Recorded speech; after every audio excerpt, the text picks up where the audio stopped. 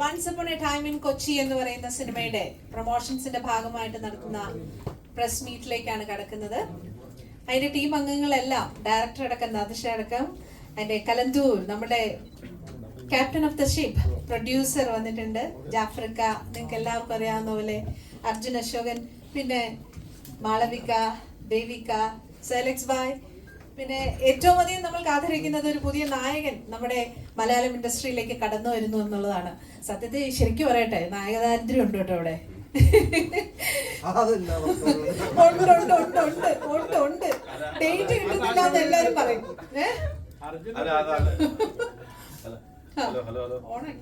എനിക്ക് ഒരു കുഴപ്പമില്ല, അത് എന്നോട് ചോദിച്ചോട്ടോ. അത് ഞാൻ ഇപ്പൊ മഞ്ജു പറഞ്ഞ മോശമായി പോയി. അർജുന അശോകനോട് ഇരുത്തിയിട്ട് നായക ദാരിദ്ര്യം ഉണ്ടെന്ന് പറഞ്ഞു. അല്ല, നായക ദാരിദ്ര്യം ഉണ്ടെന്ന് പറഞ്ഞു. എന്നാലും പറയാം, കാരണം നായകനല്ലേ? നായകനാണ്, പക്ഷെ ഡേറ്റ് കിട്ടുന്നില്ല ആർക്കും.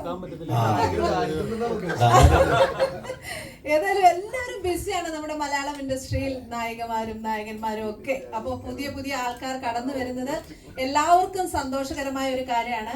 പ്രത്യേകിച്ച് മുബിന്റെ കാര്യം പറയുമ്പോൾ നമ്മുടെ റാഫിക്കയുടെ മോനാണ് എന്തേ ഇത്ര വൈകി വരാനെന്ന് നമ്മളിൽ പലരും ഈ ഒരു പ്രോജക്റ്റ് ഓൺ ആയപ്പോൾ തോന്നിയിട്ടുണ്ട്. ഏതായാലും അങ്ങനെ ഒരു നല്ല കാര്യം നടക്കുകയാണ് ഇവിടെ. അപ്പോൾ 31-ാം തീയതി നമ്മുടെ പടം റിലീസാകുകയാണ്, തിയേറ്ററുകളിലേക്ക് കാത്തിരിക്കുന്ന ഒരു ദിവസമാണ്. അപ്പോൾ ചിത്രത്തിന്റെ വിശേഷങ്ങളും എന്തൊക്കെ കാര്യങ്ങളാണ് നമ്മളുടെ ഈ ഷൂട്ടിങ്ങിനിടയിൽ സംഭവിച്ചത്, അല്ലെങ്കിൽ എന്തൊക്കെ പ്രതീക്ഷകളാണ് നമുക്ക് ഈ സിനിമ തരുന്നത്, അല്ലെങ്കിൽ എന്തൊക്കെയായിരിക്കും ഇതിൽ ഉൾപ്പെടുത്തിയത്, ഇങ്ങനെ ഒത്തിരി ഒത്തിരി കാര്യങ്ങൾ ഒരുപക്ഷെ നിങ്ങൾക്കും അറിയാനുണ്ടാവും, ഞങ്ങൾക്കും പറയാനുണ്ടാവും. നമുക്ക് അതിലേക്ക് കടക്കാം. ഫസ്റ്റ് ഓഫ് ഓൾ നമുക്ക് നാദിഷയ്ക്ക്, ഇക്കയാണ് എൻ്റെ ഡയറക്ടർ, അദ്ദേഹവും റാഫിക്കയും കൂടെ ഒന്നിക്കുന്ന ആദ്യത്തെ മലയാള സിനിമയാണ്. മലയാള അല്ല, സിനിമ തന്നെയാണ്. അപ്പൊ അതും വളരെയധികം സന്തോഷമാണ്. ഓക്കെ ഇക്ക, നമുക്ക് സംസാരിക്കാം. അതെ, എല്ലാവർക്കും സ്വാഗതം. ഒരുപാട് സന്തോഷം, കാരണം ഇത്രയും നമുക്ക് വേണ്ടി, നമ്മുടെ സിനിമയ്ക്ക് വേണ്ടിയിട്ട് സപ്പോർട്ട് ചെയ്യാൻ വേണ്ടിയിട്ട്, അത് കവർ ചെയ്യാൻ വേണ്ടിയിട്ട് ഇത്രയും ക്യാമറകളൊക്കെ കാണുമ്പോൾ ഒരുപാട് സന്തോഷം തോന്നി. കാരണം ഇതൊരു കൊച്ചു സിനിമയാണ്. പുതിയ, നേരത്തെ മഞ്ജു പറഞ്ഞ പോലെ പുതിയ നായകന് മുബിൻ റാഫി, പിന്നെ നമുക്ക് ഏറെ ഇഷ്ടപ്പെട്ട മറ്റൊരു നായകൻ അർജുൻ അശോകൻ, പിന്നെ ജാഫർ. നിന്റെ പേര് പറയും, നീ നായകനാണല്ലോ ഇപ്പോൾ പല പടത്തിലും ഉണ്ട്. നായകൻ ജാഫർ, പിന്നെ ദേവിക സഞ്ജയ്. ഒരുപാട് നമ്മൾ ഇഷ്ടമുള്ള കുട്ടികളിൽ ഒരാൾ, അതായത് മകൾ, പിന്നെ ഞാൻ പ്രകാശനല്ലേ ഫസ്റ്റോടെ. അപ്പോൾ അതിലൂടെയൊക്കെ നമുക്ക് സുപരിചിതയായ കുട്ടിയാണ്. പിന്നെ മാളവിക ഒരുപാട് സിനിമകളിൽ, നല്ല സിനിമകളിൽ നല്ല കഥാപാത്രങ്ങൾ അവതരിപ്പിച്ചിട്ടുള്ള ആളാണ്. പിന്നെ ഇത് കലന്തൂർ സാറ്. ശരിക്കും നേരത്തെ മഞ്ജു പറഞ്ഞ പോലെ ഒരു സിനിമ സംഭവിക്കണമെങ്കിൽ അതിന് പൈസ മുടക്കാൻ ആൾ വേണം. അത് നല്ല രീതിയിൽ ഞങ്ങളുടെ ഈ ഒരു കൊച്ചു സിനിമയ്ക്ക് വേണ്ട, സിനിമ കൊച്ചാണെങ്കിലും നല്ല കാശുകളുണ്ട്. അപ്പോൾ അതെല്ലാം ഞങ്ങളുടെ കൂടെ നിന്ന്, കട്ടക്ക് നിന്ന് ഇപ്പോഴും എന്തിനും കൂടെ നിൽക്കുന്ന ഒരു നല്ലൊരു പ്രൊഡ്യൂസർ കലന്തൂർ സാർ. അതെ, സാർ അഭിനയിച്ചിട്ടുണ്ട്. അപ്പോൾ അത്, പക്ഷെ അതിൽ ഈ ഡ്രസ്സിനുള്ളിൽ ഒരു കലാകാരനുണ്ട് എന്ന് കണ്ടെത്തി അല്ലേ. അപ്പോൾ അത് ഒരു വേഷം ചെയ്തിട്ടുണ്ട്. പിന്നെ സൈലക്സ്, ഞാനിതിൽ ഇരിക്കുന്ന നിങ്ങൾക്ക് ഈ താരങ്ങളല്ലാത്ത ആൾ പരിചയപ്പെടുത്തി എന്നുള്ളൂ. സൈലക്സ്, ശരിക്കും പറഞ്ഞാൽ സൈലക്സിന് സംവിധാനം ചെയ്യാൻ വേണ്ടിയിട്ട്, സൈലക്സ് ഒരുപാട് നല്ല സിനിമകളുടെ ചീഫ് അസോസിയേറ്റ് ആയിരുന്നു. നമ്മുടെ 2018 എന്ന് പറയുന്ന സൂപ്പർ ഡ്യൂപ്പർ ഹിറ്റ്, ഏറ്റവും കൂടുതൽ കളക്ഷൻ ലഭിച്ച സിനിമകളുടെ തന്നെ ചീഫ് അസോസിയേറ്റ് ആയിരുന്നു. അപ്പോൾ അദ്ദേഹത്തിന് 3 വർഷം. അതെ, അപ്പം സൈലക്സ് സിനിമ സംവിധാനം ചെയ്യാൻ വേണ്ടിയിട്ട് തയ്യാറെടുക്കുകയും അദ്ദേഹത്തിന് വേണ്ടിയിട്ട് റാഫിക്ക എഴുതിയ ഒരു സ്ക്രിപ്റ്റാണ്. അപ്പോൾ സൈലക്സ് ആണ് അത് ഇങ്ങനെ നമ്മളുടെ ഇങ്ങനെ ഒരു ടീമിലേക്ക് നമുക്ക് ചെയ്ത് കഴിഞ്ഞിട്ടുണ്ടെങ്കിൽ സിനിമ കുറച്ചുകൂടി ശ്രദ്ധിക്കപ്പെട്ട് അത് വരും എന്ന് പറഞ്ഞിട്ട് സൈലക്സിൻ്റെ ഒരു മനസ്സുകൂടി ഉണ്ട്. സാധാരണഗതിയിൽ ഒരവസരം കിട്ടിക്കഴിഞ്ഞിട്ടുണ്ടെങ്കിൽ ആരും പെട്ടെന്ന് അങ്ങനെ സമ്മതിക്കുന്നതല്ല. ആരെങ്കിലും അവസരം കിട്ടിക്കഴിഞ്ഞിട്ടുണ്ടെങ്കിൽ പെട്ടെന്ന് ഡയറക്ടറാകാൻ ശ്രമിക്കുന്നതിനിടയിൽ അദ്ദേഹത്തിന് തോന്നിയ ഒരു കാര്യമാണ്. അപ്പോൾ സൈലക്സിനെ പരിചയപ്പെടുന്ന സൈലക്സിന് താങ്ക്സ്. പിന്നെ എന്താ പറയുക, ഈ സിനിമ റാഫി നാദർഷ എന്ന് പറയുന്ന, ആദ്യം ചില കാര്യങ്ങൾ പറഞ്ഞാണ്, ഭയങ്കരമായിട്ടുള്ളൊരു പൊട്ടിച്ചിരി. അതായത് റാഫിക്കയുടെ സിനിമകൾ കണ്ട് വളർന്ന ആൾക്കാരാണ് നമ്മളെല്ലാവരും, ഞാൻ ഉൾപ്പെടെ. ഒരുപാട് നല്ല കോമഡി സിനിമകൾ നമുക്ക് സമ്മാനിച്ചിട്ടുള്ള ആ റാഫിക്കയുടെ സ്ക്രിപ്റ്റിൽ പിന്നെ കുറച്ച് കോമഡി എന്ന് പറയുന്ന സിനിമകളും പിന്നെ എൻ്റെതായ പരീക്ഷണ ചിത്രങ്ങളൊക്കെ ചെയ്തിട്ടുള്ളൊരു ആളാണ് ഞാനും. അപ്പോൾ ഞങ്ങൾ രണ്ടുപേരും കൂടി ഒരുമിക്കുമ്പോൾ അത് ആദ്യം തൊട്ട് അവസാനം വരെ പൊട്ടിച്ചിരിക്കുന്ന ഒരു സിനിമയല്ല ഇത്. അത് ആദ്യമേ പറയുകയാണ്. കാരണം ഇതൊരു ഡിഫറെൻറ്റ് ജോണർ സിനിമയാണ്. ചിരിക്കാനുള്ള ഉണ്ടോയെന്ന് വെച്ചിട്ടുണ്ടെങ്കിൽ ചിരിക്കാനുള്ള ഉണ്ട്. കാരണം ആദ്യമേ ഈ കാര്യം പറഞ്ഞില്ലെങ്കിൽ നമുക്ക് ത്രൂ ഔട്ട് ഹ്യൂമർ എന്ന് പറയുന്നത് നിന്റെ ബാക്കിയുള്ള ആൾക്കാർ പറയട്ടെ കണ്ടിട്ട്. ഞാനത് വളരെ സീരിയസ് ആയിട്ടുള്ളൊരു ക്യാരക്ടറാണ് വിചാരിച്ചത്, പക്ഷെ നീ അത് കോമഡി ആക്കിയത്.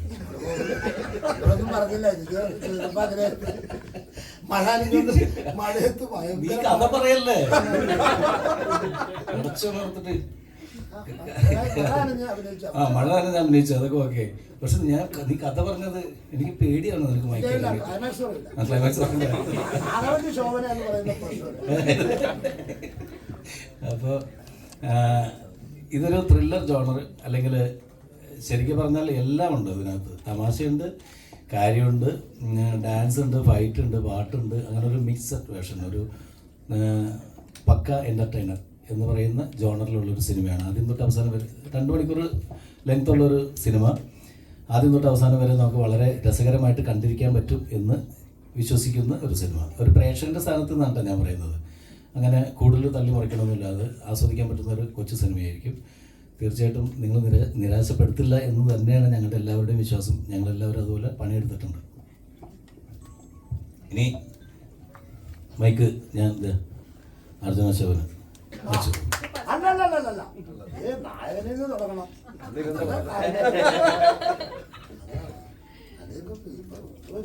ഹലോ, എല്ലാവരും കണ്ടതിൽ ഒരു സന്തോഷമുണ്ട്. കുറച്ച് ബാസ് കുറച്ചുകൊടുത്ത് ഇപ്പോൾ once upon a time in കൊച്ചിയുടെ പ്രൊമോഷൻ നമ്മൾ ഓൾറെഡി കുറച്ച് ചെയ്താണ്. അപ്പോൾ അതിൻ്റെ പ്രസ് മീറ്റും ബാക്കി ഓൺലൈൻ ഡിജിറ്റൽ മീഡിയ പ്രൊമോഷനായിട്ട് ഇന്ന് ചെയ്യാണ്. അപ്പോൾ നാദർഷിക്കയും റാഫിക്കയും ഒരുമിച്ച് ചെയ്യുന്ന ആദ്യത്തെ മലയാള പടം എന്ന് പറയാൻ പറ്റില്ലെന്ന് ചോദിച്ചു, പക്ഷേ സിനിമ.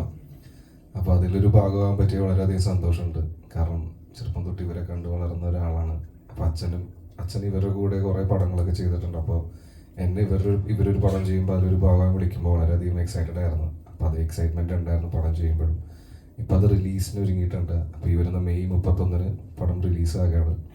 അപ്പോൾ തിയേറ്ററിൽ എല്ലാവരും തന്നെ പോയി കാണണം, എന്നിട്ട് അതിൻ്റെ റിവ്യൂസ് അറിയിക്കണം. താങ്ക്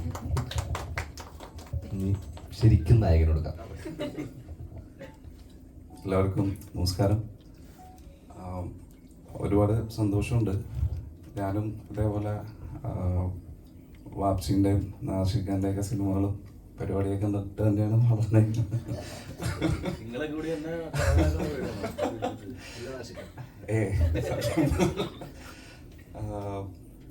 അപ്പം ഇങ്ങനെ ഒരു ഓപ്പർച്യൂണിറ്റി കിട്ടിയതിൽ ഒരുപാട് സന്തോഷം. ഇങ്ങനെ പെട്ടെന്ന് നടക്കുമെന്ന് വിചാരിച്ചതൊന്നുമല്ല, എന്നാലും അത്ര പെട്ടെന്നുമല്ല. എന്നാലും ഇപ്പം നല്ലൊരു സമയത്ത് ആണ് ഇപ്പോൾ റിലീസ് ചെയ്യുമെന്ന് വിശ്വസിക്കുന്നു. പടം നമ്മളെ കൊണ്ട് പറ്റുന്ന പോലെയൊക്കെ എല്ലാം വളരെ ആത്മാർത്ഥമായിട്ടാണ് വർക്ക് ചെയ്തേക്കുന്നത്, ചില ടെക്നീഷ്യൻസും ആർട്ടിസ്റ്റും എല്ലാവരും. അപ്പോൾ അതിൻ്റെ ഒരു എന്താ പറയുക, ഒരു റിസൾട്ട് ഉണ്ടാവും എന്നാണ് വിശ്വാസം. അപ്പോൾ എന്തായാലും 31 പടം ഇറങ്ങുമ്പോൾ എല്ലാവരും കാണണം. Thank you.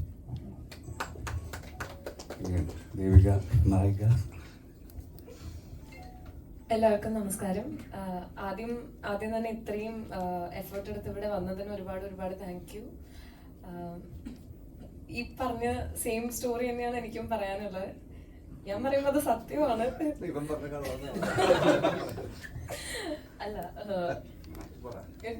അല്ല സത്യമായിട്ടും റാഫി സാറിന്റെ ഒക്കെ പടം, നാദർഷ സാറിന്റെ ആണെങ്കിലും ചെറുതാമ മുതൽ കണ്ടു വളർന്ന് ഒരുപാട് സിനിമ എന്ന് പറയുന്ന ഒരു ലോകത്തേക്ക് തന്നെ ഇഷ്ടം തോന്നാൻ വേണ്ടിയുള്ള one of the motivating factors ആയിരുന്നു സാറിന്റെ ഒക്കെ പടം എന്ന് പറയുമ്പോൾ.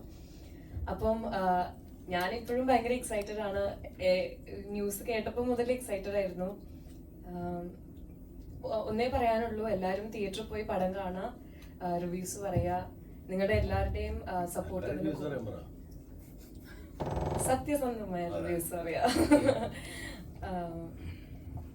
എല്ലാവരുടെയും സപ്പോർട്ട് ഉണ്ടാവണം. മുബിൻ ചേട്ടൻ പറഞ്ഞ പോലെ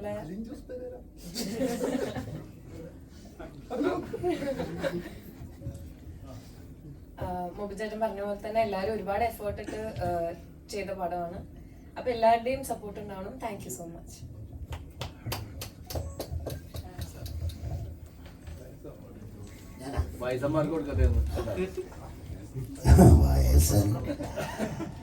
എല്ലാവർക്കും നമസ്കാരം. കണ്ടോ? എല്ലാവർക്കും നമസ്കാരം. ഞാനും ഈ ഫിലിമിൽ പടത്തിലൊരു ചെറിയൊരു വേഷം, ചെറിയല്ലാട്ടോ, എന്നെ സംബന്ധിച്ചിട്ട് വലിയ വേഷമാണ്. എന്നാലും ഒരു അങ്ങനെ പറഞ്ഞാൽ നമുക്ക് അല്ല നമ്മളൊന്നും നായകന്മാരില്ല. നമ്മളിപ്പോൾ ആ പടത്തിനകത്ത് എനിക്ക് നല്ലൊരു വേഷമാണ്. ഇക്ക ഏത് പടം എടുക്കുമ്പോഴും എനിക്കൊരു വേഷം തരാറുണ്ട്. അങ്ങനെ ഈ നേരത്തെ ഒരു കാര്യം പറയാം, ഞാൻ ഒന്ന് ഒതുങ്ങി നിന്ന സമയത്ത് ഇക്കയുടെ ഒരു പടത്തിലൂടെയാണ് ഞാൻ പിന്നെയും കയറി. കട്ടപ്പന ഋത്തിക് റോഷൻ അതിനകത്ത്. അതുപോലെ തന്നെ ഈ പടത്തിൽ എനിക്ക് നല്ലൊരു വേഷം തന്നിട്ടുണ്ട്.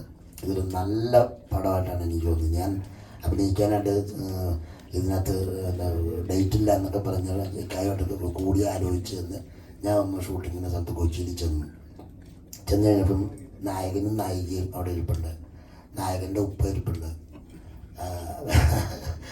പിന്നെ റാപ്പി സാർ ഇരിപ്പുണ്ട്, പിന്നെ നമ്മുടെ ഇപ്പം മുട്ടയടിച്ചുകൊണ്ട് ഇരിപ്പുണ്ട് നമ്മുടെ പാഷാൻ ഷാജി. അപ്പോൾ ഇക്ക CCയുടെ എടുത്തിരിക്കുന്നു. അപ്പോൾ ഇവരുടെ പാട്ട് സീൻ എന്നെ ഇക്ക ഫുള്ള് ഇട്ട് കേൾപ്പിച്ചു. അടിപ്പം പാട്ടാ. ഞാൻ എൻ്റെ നാലിലും പാട്ട് വേണ്ടല്ലേ. അപ്പോൾ ഉഗ്രം പാട്ടാണ്. എനിക്ക് മൊത്തം അറിയില്ല, വേണ്ടത് തെറ്റിപ്പാടി വേണ്ടെന്നേ, അത് ഫ്രഷായിട്ടൊന്ന് പോരട്ടെ. പാട്ട് കേട്ടപ്പോൾ തന്നെ എനിക്ക് മനസ്സിലായി ഒരു കുലുക്കും ഒരു കിടുക്കും. അല്ല കിടുക്കുന്നൊക്കെ പറഞ്ഞാൽ അല്ലല്ല എനിക്ക് കാണാത്ത അല്ല വേണ്ട. ഒരു പടം, നല്ല പടം ഇറങ്ങുമ്പോൾ എല്ലാവരും ഒന്ന് കാണണം. ഞങ്ങളെ പോലെയുള്ളവരും മറ്റുള്ളവരും ഇപ്പോൾ ജീവിക്കാൻ ആയിട്ടുള്ള ഒരു മാർഗം ഞങ്ങളുടെ ഒരു തൊഴിലാണിത്. അപ്പം എന്തായാലും മറ്റുള്ള ഒത്തിരി കാര്യങ്ങളൊക്കെ നമ്മൾ ഈ ചാനലിലൂടെ ഒത്തിരിയൊക്കെ ഇങ്ങനെ പറഞ്ഞു പോകുന്നുണ്ട് പലരുമൊക്കെ, പല സിനിമയെ കുറിച്ചും സിനിമയുടെ മറ്റു വശങ്ങളൊക്കെ. ഒന്നുമില്ല, ഇതൊരു നല്ലൊരു സിനിമ. ഈ സിനിമ ഇറങ്ങുമ്പോൾ കാണണം, അനുഗ്രഹിക്കണം. ഇനി മാളവികയ്ക്കാൻ ഇതായത് അസ്സലാമു അലൈക്കും.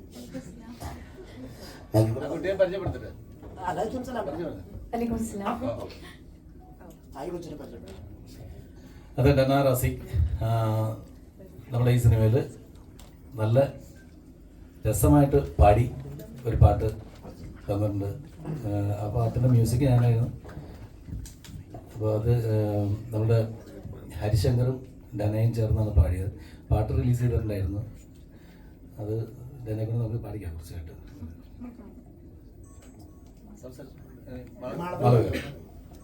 ഗുഡ് മോർണിംഗ്, എല്ലാവർക്കും നമസ്കാരം.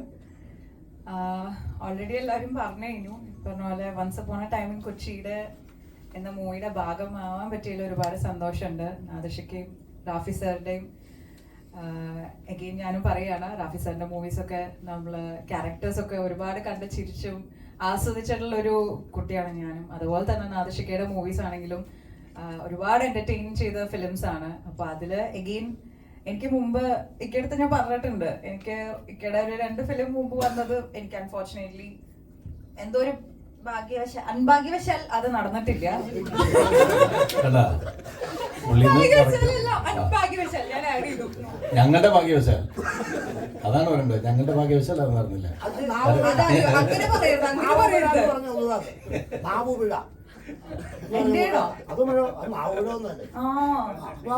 അങ്ങനെ ആക്കരുത്.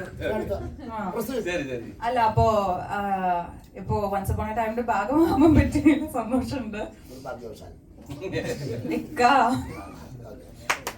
നമ്മള് പ്രൊമോഷൻ വന്നേക്കല്ലേ, വൈ നെഗറ്റീവ്സ് അല്ലേ? എന്റെ അറിയാണ്ട് വന്ന മനഃപൂർവ്വം നിങ്ങളായിട്ട് പറയരുത്. സോ ഇതില് ഞാനൊരു നല്ലൊരു വേഷം ചെയ്തിട്ടുണ്ട്. ഈ മൂവിയെ പറ്റി പറയുകയാണെങ്കിൽ എല്ലാം ഏത് വേഷം? റസിയ എന്ന് പറഞ്ഞ ഒരു ക്യാരക്ടർ, ഒരു സാധാരണ ഒരു പെൺകുട്ടി, ആ ഒരു ലൈഫിൽ ഓരോ കാര്യങ്ങൾ നടക്കുന്നു, ചുറ്റുവട്ടത്തിൽ ഉണ്ടാകുന്ന ഓരോ സംഭവങ്ങളും കാര്യങ്ങളൊക്കെ തന്നെയാണ്, അധികം പറയാൻ പറ്റില്ലല്ലോ. അപ്പോ നല്ലൊരു ക്യൂട്ട് ഫിലിമാണ്, ഇക്ക പറഞ്ഞ പോലെ എന്റർടൈനിങ് ആണ്. എന്നാൽ ഫൈറ്റ് ഉണ്ടോ, അതുണ്ട്, എല്ലാം അടങ്ങിയ ഒരു മൂവിയാണ്. അപ്പോൾ 31st റിലീസ് ആവാണ് once upon a time in Kochi. So കൊച്ചിക്കാരും എല്ലാവരും ചേർന്ന് മൂവി കണ്ട് നിങ്ങളുടെ വിലയേറിയ അഭിപ്രായങ്ങൾ ഞങ്ങളെ അറിയിക്കുക. എപ്പോഴും കൂടി ഉണ്ടാവുമെന്ന് വിചാരിക്കുന്നു. സപ്പോർട്ട് ചെയ്യുക. Thank U.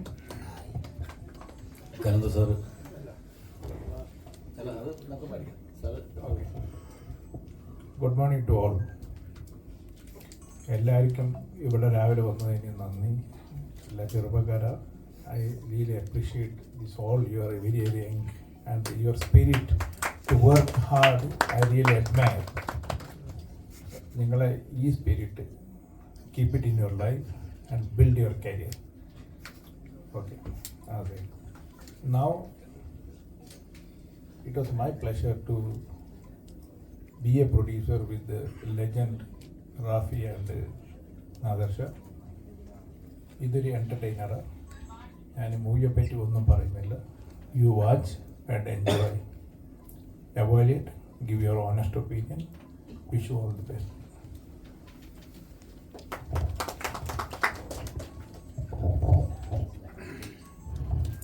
ഹായ് എവരിബഡി, എൻ്റെ പേര് ദാന റാസിക്. ഞാൻ once upon a time in കൊച്ചിയിലെ തൂവൽ നില എന്ന സോങ് പാടിയിട്ടുണ്ട്. അത് ഹരിയേട്ടൻ്റെ കൂടെയാണ് പാടിയത്. ഈ പടത്തിൽ മ്യൂസിക് കമ്പോസ് ചെയ്തിട്ടുള്ളത് ഹിഷാം കെയും നാദർഷക്കയാണ്. അതിൽ നാദർഷക്ക കമ്പോസ് ചെയ്ത സോങ്ങാണ് ഞാൻ പാടിയത്. അപ്പോൾ എന്നെ സംബന്ധിച്ചിടത്തോളം എനിക്കിതൊരു വലിയ ഓപ്പർച്യൂണിറ്റിയാണ് ഇങ്ങനെ ഇവിടെ വന്നിരിക്കാനും. ഞാൻ സത്യം പറഞ്ഞാൽ ഭയങ്കര നെർവസാണ്. ഒരുപാട് സന്തോഷമുണ്ട്. അപ്പോൾ നമ്മുടെ പടം റിലീസാവുന്നുണ്ട്. നിങ്ങളെല്ലാവരും എന്തായാലും കാണണം. ഞാനും ആദ്യമായിട്ടാണ് കാണാൻ പോകുന്നത്. ഞാനും ഭയങ്കര എക്സൈറ്റഡ് ആണ്. ഉറപ്പായിട്ട് കണ്ടിട്ടുണ്ട്. അതെ, അപ്പം എല്ലാവരും നമുക്ക് നല്ല റെസ്പോൺസുകൾ പറയണം, സത്യസന്ധമായിട്ടുള്ള റെസ്പോൺസ് നമുക്ക് പറഞ്ഞു തരണം. So thank you so much.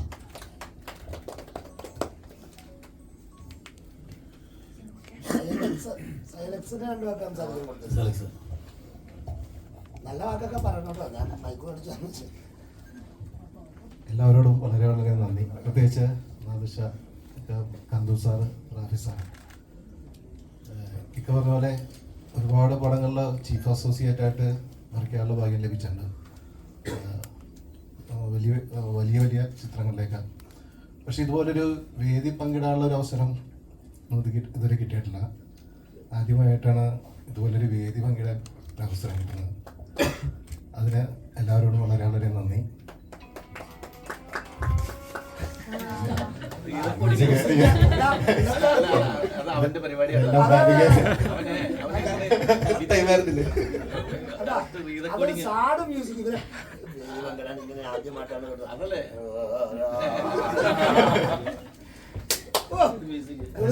പറഞ്ഞ ഈ സിനിമ എല്ലാവർക്കും ഇഷ്ടപ്പെടുന്ന ഒരു സിനിമ തന്നെയായിരിക്കും.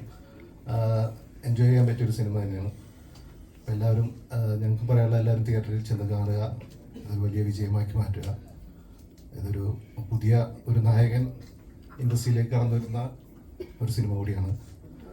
അപ്പോൾ തീർച്ചയായും നിങ്ങളുടെ എല്ലാവരുടെയും അനുഗ്രഹങ്ങളും എല്ലാം പ്രതീക്ഷിക്കുന്നു.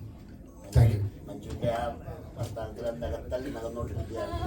ഒരു ഒറ്റ റിക്വസ്റ്റ് ഉള്ളത്, നമ്മുടെ ശരിക്കും സിനിമ കാണാൻ വരുന്ന പ്രേക്ഷകരോട്. കാരണം ഇതിപ്പോൾ നമ്മളുടെ പരീക്ഷണങ്ങളിലൊന്നാണ്. കാരണം പുതിയ നായകനൊക്കെ വെച്ചിട്ട് നമ്മൾ സിനിമകൾ ചെയ്യുമ്പോൾ അത്തരത്തിലുള്ള സിനിമകൾ നല്ലതാണെങ്കിൽ മാക്സിമം അതിന് സപ്പോർട്ട് കിട്ടിയാൽ മാത്രമാണ് അത് തിയേറ്ററിൽ ഓടിയാൽ മാത്രമാണ് മറ്റുള്ള പ്രൊഡ്യൂസേഴ്സിനാണെങ്കിലും ഡയറക്ടേഴ്സിനാണെങ്കിലും റൈറ്റേഴ്സിനാണെങ്കിലും പുതിയ താരങ്ങൾ വെച്ചിട്ട് സിനിമകളുമായിട്ട് വരാനായിട്ടുള്ളൊരു ധൈര്യം ഉണ്ടാവുള്ളൂ.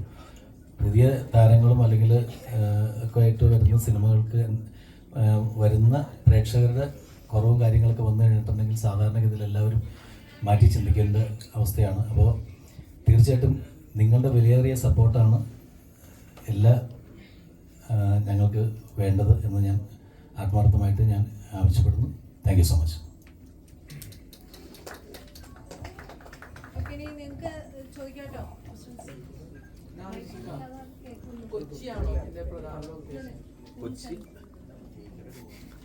Hello, once upon a time in Kochi എന്ന് പേരിട്ടെന്ന് മാത്രമേ ഉള്ളൂ. പക്ഷെ ഇത് കൊച്ചിയിൽ മാത്രം നടക്കുന്ന കഥയല്ല. ഇത് എല്ലാ പട്ടണങ്ങളിലും സാധാരണഗതിയിൽ ഇന്ത്യയിലെ ഏത് പട്ടണത്തിൽ വേണമെങ്കിലും സംഭവിക്കാവുന്ന കഥയാണ്. അത് വൺസ് അപ്പോൺ ഇപ്പം നമ്മൾ കൊച്ചിയിൽ ഷൂട്ട് ചെയ്തതിൻ്റെ പേരിൽ പിന്നെ ഈ once upon a time in Mumbai എന്നൊക്കെ പറഞ്ഞിട്ട് സിനിമകൾ വന്നിട്ടുള്ളതാണ്. അപ്പോൾ കൊച്ചി എന്ന് പറയുന്ന സിനിമകൾ വരാത്തത്. അപ്പോൾ നമ്മൾ ഷൂട്ട് ചെയ്തത് കൊച്ചിയാണ്. പിന്നെ നമ്മളെ സംബന്ധിച്ച് നമുക്ക് എന്തും പറയാവുന്ന ഫ്രീഡം ഉള്ള നമ്മുടെ സ്വന്തം നാടല്ലേ. അപ്പോൾ അതിൽ കഥാപാത്രങ്ങളെ വെച്ചിട്ട് നമ്മൾ നമ്മുടെ ഒരു പട്ടണത്തിൽ സംഭവിക്കുന്ന കഥ എന്ന് പറഞ്ഞിട്ടുള്ളൂ. പക്ഷെ ഇത് ഏത് പട്ടണത്തിലും സംഭവിക്കാം. അത്രയുള്ളൂ. ആദ്യ സിനിമയാണ്, നായകനെ വരുന്ന ഒരുപാട് എക്സൈറ്റ്മെന്റ് ഉണ്ടാവും. അപ്പം പൊതുവെ നെറ്റ്ഫ്ലിക്സിന്റെ ഒരു കാലം കൂടിയാണ്. അപ്പം വേണമെന്ന് വെച്ചിരുന്നാൽ താങ്കൾക്ക് വേണമെങ്കിൽ ഇൻഡസ്ട്രി നേരത്തെ കയറാം. നല്ലൊരു എസ്റ്റാബ്ലിഷ് ആയ ഒരാളാണ് താങ്കൾ ഫാദർ. വേണമെന്ന് വിചാരിച്ച ഒരു ആക്ടറായിട്ടോ അല്ലെങ്കിൽ ഒരു കരിയർ നല്ല രീതിയിൽ ഗ്രോത്ത് ഉണ്ടാക്കാൻ പറ്റുന്ന ഒരാളാണ് താങ്കൾ. പക്ഷേ അങ്ങനെ അല്ലാതെ പഠിച്ച് അസിസ്റ്റന്റായി അസോസിയേറ്റിൽ വർക്ക് ചെയ്തിട്ട് ശേഷമാണ് ഇപ്പോൾ ഒരു അഭിനയത്തിലോടൊന്ന് കയറിയത്. ശരിക്കും എന്റേതായിട്ട് ഐഡന്റിറ്റി ഉണ്ടാക്കി കഴിഞ്ഞിട്ട് കയറിയാൽ മതി അങ്ങനെ ഒരു ഇത് ഉള്ളതുകൊണ്ടാണോ? ഇല്ല, ഞാൻ നേരത്തെ വേണമെന്ന് വിചാരിച്ചാ, പക്ഷേ ബാക്കിയുള്ളവർ വിചാരിച്ച അതുകൊണ്ട് വൈകിയത്. സമ്മതിച്ചില്ലേ? ഇല്ല, ഞാൻ കോളേജിൽ ഫസ്റ്റ് ഇയർ വിഷ്വൽ കമ്മ്യൂണിക്കേഷനാണ് പഠിച്ചത്. അപ്പോൾ അപ്പം തന്നെ ഞാൻ വാപ്ചിയെടുത്ത് ചാൻസ് ചോദിച്ചിട്ടുണ്ടായിരുന്നു. അപ്പോൾ വാപ്ചി പറഞ്ഞ ഒരു കുറച്ചും കൂടി ഒന്ന് വളരട്ടെ, അല്ല അപ്പൊ ഒന്ന് അസിസ്റ്റന്റ് ഡയറക്ടറായിട്ട് എന്താണ് ഇതിന്റെ പരിപാടി എന്നൊക്കെ ഒന്ന് മനസ്സിലാക്ക്, എന്നിട്ട് ഇത് പറ്റണ ഫീൽഡാണോ എന്ന് നോക്ക് എന്ന് പറഞ്ഞു. പക്ഷെ അസിസ്റ്റന്റ് ഡയറക്ടറായിട്ട് വർക്ക് ചെയ്യാൻ തുടങ്ങി ഫീൽഡ് എനിക്ക് ഭയങ്കര ഇഷ്ടമായി. പിന്നെ ഒരു അഭിനയിക്കാൻ പറ്റുന്ന ഒരു ഓപ്പർച്യൂണിറ്റി പിന്നെ അങ്ങനെ വന്നിട്ടില്ല. ആദ്യമായിട്ട് ഇങ്ങനെ ഒരു പടം ഉണ്ടാകണം, അതാണ് എൻ്റെ ഒരു ആഡ് ഓൺ വേണോ? അല്ല, വേണം. റിസ്ക് എടുക്കാൻ ഒരു പ്രൊഡ്യൂസർ റെഡി ആയിരുന്നില്ല, അതുകൊണ്ടാണ് വൈകിയത്.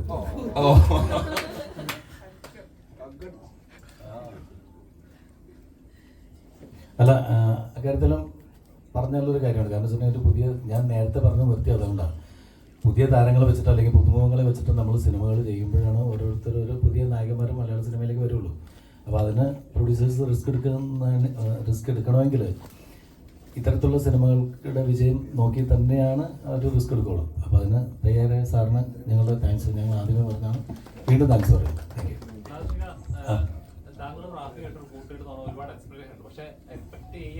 ഓവർ എക്സ്പെക്ടേഷൻ വേണ്ട. അങ്ങനെയല്ല, ഞാൻ പറയട്ടെ, എന്താ പറയുക, ഇതിനകത്ത് ഇല്ലാത്ത കാര്യങ്ങൾ തള്ളി മറിക്കാൻ വേണ്ടിയിട്ട് പറ്റൂല്ലോ. അതുകൊണ്ടാണ്. കാരണം ഞാൻ പറയാം, ഒന്നും പ്രതീക്ഷിക്കാതെ വന്നു കഴിഞ്ഞാൽ എന്തെങ്കിലും നമുക്ക് കിട്ടും എന്ന് മാത്രം വിചാരിച്ചത്. ഒറ്റ വാക്കി പറഞ്ഞതാണ്. കാരണം ഒരുപാട് പ്രതീക്ഷയോടുകൂടി ഈ സിനിമ അങ്ങനെയായിരിക്കും ഇങ്ങനെയായിരിക്കും എന്ന് പറഞ്ഞിട്ട് നമ്മളൊരു അങ്ങനെ പ്രതീക്ഷിച്ചിട്ട് വരുമ്പോഴാണ്, അത് കിട്ടാതെ വരുമ്പോഴാണ് നമുക്ക് വരുന്ന പ്രശ്നം. അപ്പോൾ ഇതിനകത്ത് ഒന്നും കിട്ടൂല എന്ന് തന്നെ വിചാരിച്ചിട്ട് വന്നാൽ മതി. അപ്പോൾ കാണുമ്പോൾ ഇത് കുഴപ്പമില്ല എന്ന് തോന്നണമെങ്കിൽ നമുക്ക് അങ്ങനെ പറ്റുള്ളൂ. ഇപ്പോൾ റാഫിക്ക, നാദർഷ എന്ന് പറയുന്ന ഈ രണ്ട് ടീമിൽ നിന്ന് ആദ്യം തൊട്ട് അവസാനം വരെ ഒരു ചിരിപ്പടമാണെന്നുള്ളൊരു ധാരണ വന്നു കഴിഞ്ഞിട്ടുണ്ടെങ്കിൽ അതങ്ങനെയല്ല എന്ന് പറഞ്ഞതാണ്. ഇതിനകത്ത് എന്നാ ചിരിയുണ്ട്, പക്ഷെ ഒരു ടോട്ടൽ നിങ്ങൾ കണ്ടിരിക്കുമ്പോൾ നിങ്ങൾക്ക് ബോറടിക്കാത്തൊരു സിനിമയായിരിക്കും.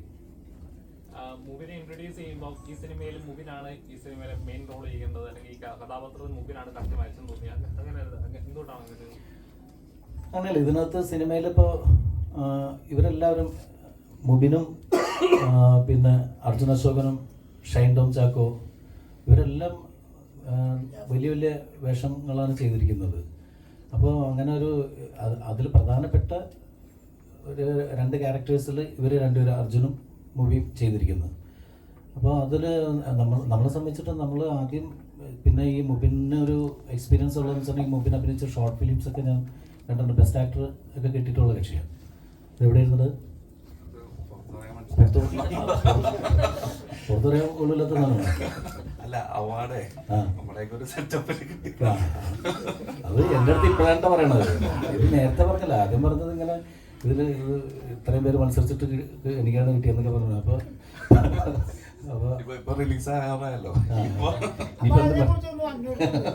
അന്വേഷിക്കാൻ പോയില്ലടാ. ഏതായാലും ഞാനത് കണ്ടു, എനിക്ക് ഭയങ്കര ഇഷ്ടമായി. പിന്നെ അത് മാത്രമല്ല, നമ്മൾ ഈ നേരത്തെ പറഞ്ഞ പോലെ സിനിമയുടെ പിന്നിൽ പ്രവർത്തിച്ചൊരു എക്സ്പീരിയൻസ് ഉണ്ട് ഒരു മൂവിന്. ഞാൻ റാഫിക്കയുടെ ഒരു സിനിമയുടെ ഷൂട്ടിംഗ് കാണുമ്പോൾ ഇപ്പോഴാണ് ഞാൻ കാണുമ്പോൾ ഇവൻ അതിൽ അസോസിയേറ്റ് ഡയറക്ടറായിട്ട് വർക്ക് ചെയ്യുകയാണ്. അപ്പോൾ ഞാൻ നോക്കിയപ്പോൾ വെയിലും കൊണ്ട് ഇങ്ങനെ ഓടിപ്പറഞ്ഞെടുക്കും. ഞാൻ റാഫിക്കോട് ചോദിച്ചു, ഇവൻ അഭിനയിപ്പിക്കാൻ പറ്റില്ലേ കേട്ടപ്പടത്തിലെന്ന് വെച്ച്. അപ്പോൾ എൻ്റെ അടുത്തൊന്ന് ഇയാളല്ലേ പുതിയ ആൾക്കാരെ പരീക്ഷണം നടത്തുന്ന ആൾ, ഇയാൾ തന്നെ ചെയ്യുന്നു പറഞ്ഞു. അപ്പം ഞാനൊരു ചെവിക്കൂടി കേട്ട് മറ്റു ചെവിക്കൂടി കളഞ്ഞ്. പക്ഷെ കറങ്ങിത്തിരിഞ്ഞാൽ അത് ഈ പറഞ്ഞ പോലെ നമ്മൾ ചില കാര്യങ്ങൾ നമ്മൾ പോലും പ്രതീക്ഷിക്കാതെ നമുക്ക് നല്ല കാര്യങ്ങൾ വന്നു ചേരുന്നു എന്ന് പറഞ്ഞ കൂട്ടത്തിൽ എനിക്ക് ഞാനതിൽ തൃപ്തനാണ്. ഇപ്പോൾ മുബിൻ വന്ന് അഭിനയിച്ചതിൻ്റെ പേരിൽ ഇരുത്തിക്കൊണ്ട് പറഞ്ഞല്ലോ, മുബിനാണെങ്കിലും ഇതിൽ അഭിനയിച്ച ഇവരെല്ലാവരും വളരെ എക്സ്പീരിയൻസ്ഡ് ആയിട്ടുള്ള താരങ്ങളെ പോലെ തന്നെയാണ് എനിക്ക് ഫീൽ ചെയ്തിട്ടുള്ളത്. ഇപ്പോൾ അച്ചു അഭിനയിക്കുന്നത് ഞാനൊക്കെ ഇങ്ങനെ നോക്കിയിരിക്കുകയാണ്. കാരണം നമുക്കൊക്കെ ഈ പിള്ളേർ ഇങ്ങനെയാണ് എന്ന് പറഞ്ഞിട്ട് നമ്മൾ പഠിപ്പിക്കുന്ന തരത്തിലുള്ള റിയാക്ഷൻസും കാര്യങ്ങളും ഇവരുടെ ഭാഗത്തുനിന്ന്, ഇപ്പോഴത്തെ തലമുറയുടെ ഭാഗത്തുനിന്നുണ്ട്. തീർച്ചയായിട്ടും അതിന് ഒരുപാട് താങ്ക്സ്. പിള്ളേരെല്ലാവരും വളരെ ഗംഭീരമായിട്ട് ചെയ്യുന്നു. അതാണ് ഇപ്പം പറയുന്നത് ചോദിക്കുകയാണ്. അപ്പോൾ എല്ലാവരും പറഞ്ഞു അർജുനെ പോലെ ഇതേപോലെ ഒരു സ്ക്രീൻ ഞെട്ടിക്കുന്ന പെർഫോമൻസ് ആണ് ഓരോ തവണ ചെയ്തുകൊണ്ടിരിക്കുന്നത്. പ്രമേയത്തിലെ പെർഫോമൻസ് അനുസരിച്ച് അപ്പോൾ ഓരോ സിനിമ കഴിയുമ്പോൾ കരിയർ നല്ല ഗ്രോത്ത് ഉണ്ടാകുന്നുണ്ട്. ആ ഗ്രാഫ് അതേപോലെ കീപ്പ് ചെയ്യുന്നുണ്ട്. അപ്പോൾ ഓരോ സിനിമ വരുമ്പോൾ എനിക്ക് ഈ കഥാപാത്രം എൻ്റെ ഓഡിയൻസിന് ഇത് കറക്റ്റായിട്ട് കൺവേ ആവും, അല്ലെങ്കിൽ എൻ്റെ ഇത് ചെയ്യുവാണെങ്കിൽ ക്ലിക്ക് ആവും എന്ന് വിചാരിച്ചാൽ ഓരോ കഥാപാത്രങ്ങൾ ചൂസ് ചെയ്യുന്നത്. ഈ സിനിമയിലെ കഥാപാത്രം എങ്ങനെയായിരിക്കും? ഓരോ കഥാപാത്രം ക്ലിക്കാവും എന്നുള്ള രീതിയിൽ ചിന്തിച്ചിട്ടല്ല ചെയ്യുന്നതൊക്കെ. ആക്ച്വലി പ്രമയോഗം തന്നെ പടം നമുക്ക് ഇത്ര ആൾക്കാർ ഇങ്ങനെ ആക്സെപ്റ്റ് ചെയ്യും എന്നുള്ളൊരു, ആൾക്കാർ ആക്സെപ്റ്റ് ചെയ്യുമെന്ന് അറിയാം, പക്ഷെ എന്നാൽ തന്നെയും അത് ടോട്ടലി ഡിഫറെൻറ്റ് കൈൻഡ് ഓഫ് ഒരു ജോണറാണല്ലോ. അപ്പോൾ അത് ആൾക്കാരെ എങ്ങനെ ആക്സെപ്റ്റ് ചെയ്യും എന്നുള്ളൊരു ക്യൂരിയോസിറ്റി എപ്പോഴും ഉണ്ടായിരുന്നു. പക്ഷേ എന്നെ ഒരു നടൻ എന്നുള്ള രീതിയിൽ അത് എക്സൈറ്റ് ചെയ്യിപ്പിച്ചത് അങ്ങനത്തെ ഒരു ക്യാരക്ടർ ചെയ്യാൻ വേണ്ടിയാണ്. അങ്ങനെ ഓരോ പടങ്ങൾ കഴിയുന്നതോറും അടുത്ത പടം വരുമ്പോൾ എന്താണ് എക്സൈറ്റിംഗ് ഫാക്ടർ ഉള്ളതെന്ന് നോക്കിയിട്ട് തന്നെയാണ് ചെയ്യുന്നത്. അപ്പോൾ ഇതിൽ ഒരു പോലീസ് ഓഫീസറാണ് ഞാൻ ഇത്ര നാൾ ചെയ്തതിൽ കോൺസ്റ്റബിൾ മാത്രമേ ചെയ്തിട്ടുള്ളൂ. അപ്പം എനിക്ക് ഈ പ്രൊമോഷൻ കിട്ടിയൊരു പടം ആദ്യത്തേതാണ്. പിന്നെ അതുകൂടാതെ തന്നെ റാഫിക്ക നാദിഷിക്ക കൂട്ടുകെട്ടത്തിലൊരു പടം ചെയ്യാന്ന് പറയുമ്പോൾ തന്നെ അതൊരു അച്ചീവ്മെൻ്റ് ആയിട്ട് തന്നെ. കാരണം വെച്ചാൽ ചെറുപ്പം തൊട്ട് തന്നെ നാദിഷിക്കനെ നന്നായിട്ട് നല്ല പരിചയമുണ്ട്, ഞങ്ങൾ നെയ്ബേഴ്സായിരുന്നു. അപ്പോൾ ആ സമയത്തൊന്നും ജീവിതത്തിൽ പോലും ചിന്തിച്ചിട്ടില്ല നാദിഷിക്കയുടെ പടത്തിൽ അഭിനയിക്കാൻ പറ്റുന്നുള്ളൂ, നടനാവുന്നതിലും ചിന്തിച്ചിട്ടുണ്ടായില്ല. അങ്ങനെ ഈ ഒരു സ്റ്റേജ് എത്തിയപ്പോൾ നാഷിക്ക വിളിച്ചിട്ട് പറഞ്ഞാൽ ഒരു പരിപാടിയാണ് കേട്ടോക്ക് എന്നുള്ള രീതിയിൽ പറഞ്ഞു. കേട്ടു, ഇഷ്ടപ്പെട്ട മുബീനെ അപ്പോഴാദ്യമായിട്ടാണ് റാഫിക്കയുടെ വീട്ടിൽ കാണുന്നത്. അപ്പോൾ ഇവനും കൂടെ ചെയ്യുന്നുണ്ട് എന്നുള്ള രീതിയിൽ പറഞ്ഞ്, അപ്പം അങ്ങനെയാണ് ഈ പടത്തിലേക്ക് കയറിയത്. പിന്നെ ലൈക്ക് നമ്മൾ ഇഷ്ടപ്പെട്ട് ചെയ്യുന്ന ഒരു ക്യാരക്ടേഴ്സാണ്, അല്ലാണ്ട് നമ്മൾ അത് ഓഡിയൻസ് കണ്ടു കഴിയുമ്പോഴാണ് അവരത് എങ്ങനെ അത് ആക്സെപ്റ്റ് ചെയ്യുമെന്ന് ചിന്തിക്കുന്നത്. അപ്പം ഇതിനി കണ്ടിട്ട് നമുക്ക് പറയാം ഓഡിയൻസ് ആക്സെപ്റ്റ് ചെയ്യൂല എന്നുള്ളത്. സമയത്ത് അജു വർഗീസ് പറഞ്ഞിട്ടുണ്ട്, നമ്മൾ പഠിക്കുന്ന കാര്യങ്ങൾ, നമ്മൾ പഠിച്ചിട്ടുള്ള കാര്യങ്ങളല്ല, പുതിയ കുറെ കാര്യങ്ങൾ പഠിക്കാനും അൺലേൺ ചെയ്യാനൊക്കെ പറ്റിയിട്ടുണ്ടായിരുന്നു റാഫിക്കയുടെ കൂടെ ഒക്കെ വർക്ക് ചെയ്യുന്ന സമയത്ത് എന്നുള്ളത്. അപ്പൊ ഇപ്പൊ അതിന്റെ ഒരു സെറ്റ് ഓഫ് ഫ്രണ്ട്സിന്റെ കൂടെ ഉള്ള ഫിലിംസ് അങ്ങനെ ഉണ്ടല്ലോ, അതിൽ നിന്ന് കുറച്ച് പുതിയ കാര്യങ്ങൾ ലേൺ ചെയ്യാനും കൂടി പറ്റിയോ once upon a time in Kochi? നമ്മൾ ഓരോ പടം കഴിയുന്നതും, നീ ഇത് സെയിം ക്വസ്റ്റ്യൻ നേരത്തെ ചോദിച്ചിട്ടുണ്ട് ഇന്റർവ്യൂവിന്റെ ഇടയിൽ. നമ്മൾ ഓരോ പടം കഴിയുന്നതും എന്തായാലും പുതിയ പുതിയ കാര്യങ്ങൾ പഠിക്കുമല്ലോ എന്തായാലും. ഇപ്പൊ ആദ്യമായിട്ടാണല്ലോ നാഷിക്കയോട് വർക്ക് ചെയ്യണം. കാരണം എനിക്ക് നാഷിക്കനെ പരിചയം ഉണ്ടെങ്കിൽ തന്നെയും പടത്തിൽ ഡയറക്റ്റ് ചെയ്യുമ്പോൾ ആദ്യമായിട്ടാണ് കൂടെ നിന്ന് അഭിനയിക്കുന്നതും ചെയ്യുന്നത്. അല്ല, അവന് വേറെ ഈ പടം കൊണ്ട് അവൻ വേറെ കാര്യം പഠിച്ചു. കാരണം ഞാൻ ഒരു സീൻ എങ്ങനെയാണ് ചെയ്യണമെന്ന് പറഞ്ഞു കൊടുക്കുമ്പോൾ ഒരിക്കലും ഞാൻ അഭിനയിക്കണം പോലെ അഭിനയിക്കാതിരിക്കാൻ വേണ്ടിയിട്ട് അവൻ പഠിച്ചു. കാരണം അങ്ങനെ ചെയ്ത് കഴിഞ്ഞാൽ കുഴപ്പമൊന്നും അല്ലല്ലോ. അത് ഇങ്ങനെ ചെയ്യരുത് എന്നുള്ള സാധനം അടിപൊളിയായിരുന്നു. കാരണം ഒരു 20-25 ദിവസത്തോളം ഉണ്ടായിരുന്നു നമ്മള് സെറ്റില്. അപ്പോൾ ഭയങ്കര രസമായിരുന്നു. മൊത്തം റാഫിക്ക വരും, പരിപാടി പറഞ്ഞു തരും. റാഫിക്ക കൂടി അഭിനയിക്കുന്ന സീനൊക്കെ ഉണ്ട്. അതിൽ റാഫിക്കനെ അടിക്കണ സീനാണ് ഫസ്റ്റ് ഞാൻ ഷൂട്ട് ചെയ്യണത്. അത് ഞാനത് എങ്ങനെ ചെയ്യുമെന്നുള്ളൊരു ഡൗട്ടിലായിരുന്നു ആദ്യം. റാഷിക്ക നോക്കട അറക്കൊടുത്തളാം. പക്ഷെ രസമായിരുന്നു. കാരണം ഇവരിവിടെ വർക്ക് ചെയ്യുമ്പോൾ ഇവരെ പഴയ കഥകൾ ഭയങ്കര രസം, അടിപൊളിയായിരുന്നു. ഞാൻ ഭയങ്കര എൻജോയ് ചെയ്ത് വർക്ക് ചെയ്ത ഒരു പടമാണ്. ഞാൻ പറഞ്ഞത് ഇവൻ തല്ലണല്ലോ റാഫിക്കനെ അടിക്കാനായിട്ട് മടി. ഞാൻ പറഞ്ഞ ഒന്നുമല്ലടാ, അച്ഛനെ പണ്ട് റാഫിക്ക ഒരു സ്ഥലത്ത് വെച്ച് പഞ്ഞി കിട്ടിട്ടുണ്ടെന്ന് വെറുതെ ആണോ? ആ ശരി എന്ന് പറഞ്ഞിട്ട് പിന്നെ സീൻ ചെയ്തില്ല. പിന്നെ കുറച്ച് കഴിഞ്ഞായി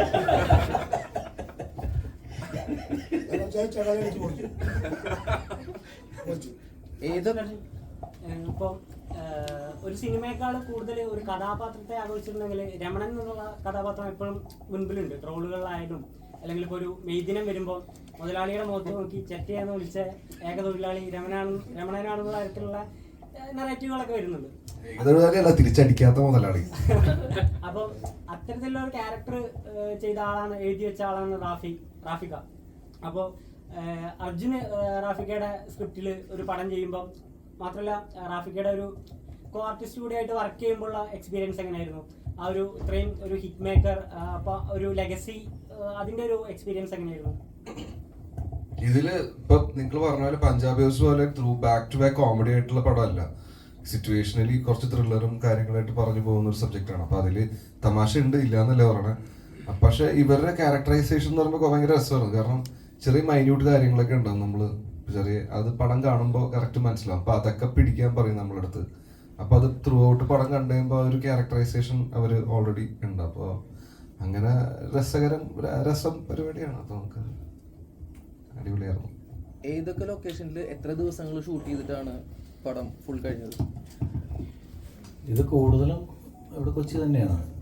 കാരണം വെച്ചിട്ടുണ്ടെങ്കിൽ നമുക്ക് ഒരു നൈറ്റ് പറഞ്ഞില്ലേ, ഒരു നൈറ്റ് നടക്കുന്ന ഒരു സംഭവത്തിന് ആസ്പദമാക്കിയിട്ടുള്ള കാര്യം. അപ്പോൾ പക്ഷേ നമ്മൾ കുറേ ഇതായിട്ട് മാച്ച് ചെയ്തിട്ടുള്ള വേറെ കുറേ സിറ്റീസും കാര്യങ്ങളൊക്കെ ഷൂട്ട് ചെയ്തിട്ടുണ്ട്. അതിപ്പോൾ പറയുന്നത് ശരിയല്ല. കാരണം വെച്ചിട്ടുണ്ടെങ്കിൽ വിഷ്വൽ ഒരു ഇമ്പാക്റ്റിന് വേണ്ടിയിട്ട് നമ്മൾ വേറെ ചീറ്റ് ചെയ്തിട്ട് പല സ്ഥലങ്ങളിൽ ഷൂട്ട് ചെയ്തിട്ടുണ്ട്. എത്ര ദിവസം മൊത്തം ഷൂട്ടിംഗ് ഉണ്ടായി? ഇതൊരു ടോട്ടൽ ഡേയ്സ് എനിക്ക് ഒരു 80 ദിവസം. 80 ദിവസം. കാരണം അങ്ങനത്തെ സീക്വൻസ് ഉണ്ട് ഇതിനകത്ത്. ഇതിന് ഫൈറ്റ് സീക്വൻസ് തന്നെ ഒരു 13 ദിവസം ഫൈറ്റിന് ഷൂട്ട് ചെയ്യേണ്ടി വരും. എന്നിട്ട് ചെറിയ സിനിമ എന്ന് പറയുന്നത് കൊണ്ട് ഉദ്ദേശിക്കുന്നത് മനസ്സിലാവുന്നില്ലേ? ചെറിയ സിനിമ എന്ന് പറയുന്നത് ഞങ്ങൾ എല്ലാവരും ചെയ്ത ഒരു കൊച്ചു സിനിമ തന്നെയാണ്. അതെ, ഞങ്ങളത് ഷൂട്ട് ചെയ്ത് വലുതാക്കാൻ നോക്കിയെന്നുള്ളൂ.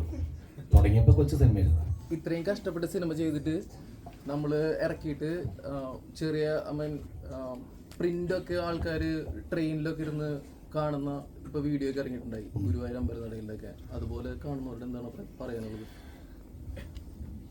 അങ്ങനെ അതായത് ശരിക്കും പറഞ്ഞാൽ നമ്മൾ ഒരു നേരമെങ്കിലും ഈ സിനിമ എന്ന് പറയുന്ന ഇൻഡസ്ട്രിയിൽ അതിപ്പോൾ എല്ലാവർക്കും ബാധിക്കണമെന്നല്ല. കാരണം നമുക്ക് കലാകാരൻ അല്ലെങ്കിൽ സിനിമ എന്ന് പറയുന്ന ഒരുപാട് പേരുടെ അധ്വാനം. ഇപ്പം നമ്മളതൊന്നും പറഞ്ഞിട്ട് ആർക്കും മൈൻഡ് ചെയ്യേണ്ട കാര്യമൊന്നുമില്ല. ഒരുപാട് പേരുടെ അധ്വാനമാണെങ്കിൽ അത് നമുക്ക് അറിയേണ്ട കാര്യമൊന്നുമില്ല എന്ന് പറഞ്ഞിട്ട്. പക്ഷേ ഇതിന് ഒരു പ്രാവശ്യമെങ്കിലും അത്യാവശ്യം ഒരു കലാകാരനാണെങ്കിൽ അല്ലെങ്കിൽ കലയെ സ്നേഹിക്കുന്ന ഏത് കലയാണെങ്കിലും അല്പം ബ്ലഡിലുണ്ടെങ്കിൽ മനുഷ്യത്വം ഉണ്ടെങ്കിൽ ഈ പറയുന്ന സിനിമ എന്നുള്ള ഒരു സംഭവത്തിന് നമ്മൾ മനഃപൂർവ്വം തകർക്കാൻ നോക്കേണ്ട കാര്യമില്ല. കാരണം ഇതിപ്പോൾ പെട്ടെന്ന് നമുക്ക് എങ്ങനെ വേണമെങ്കിലും ഇപ്പോൾ മൊബൈലിലോ എവിടെ വേണമെങ്കിലും ഷൂട്ട് ചെയ്യാൻ നമ്മുടെ അവകാശമാണെന്ന് പറയും. ഞങ്ങൾ ഇഷ്ടമുള്ള ഇതിൽ നമ്മൾ പ്ലാറ്റ്ഫോമിൽ ഞങ്ങൾ സിനിമ കാണും.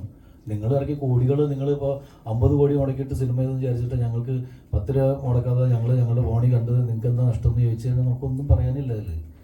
പക്ഷേ അത് ഒരിക്കലും ഒന്ന് ചിന്തിച്ച് നോക്കി കഴിഞ്ഞിട്ടുണ്ടെങ്കിൽ ഒരു ഇൻഡസ്ട്രി മൊത്തത്തിൽ തകർന്ന് കഴിഞ്ഞിട്ടുണ്ടെങ്കിൽ ഇതുമായിട്ട് ബന്ധപ്പെട്ട് ജീവിക്കുന്ന ഒരുപാട് ആൾക്കാരില്ലേ. ഇപ്പോൾ സിനിമ അപ്പോൾ ചില ആൾക്കാർ പറയും സിനിമയിലെങ്കിലും ഞങ്ങൾ ജീവിച്ചോളാം, ഞങ്ങൾ സിനിമ കണ്ട ആവശ്യമില്ല എന്ന് പറഞ്ഞിട്ട് പറയുന്നവരുണ്ട്.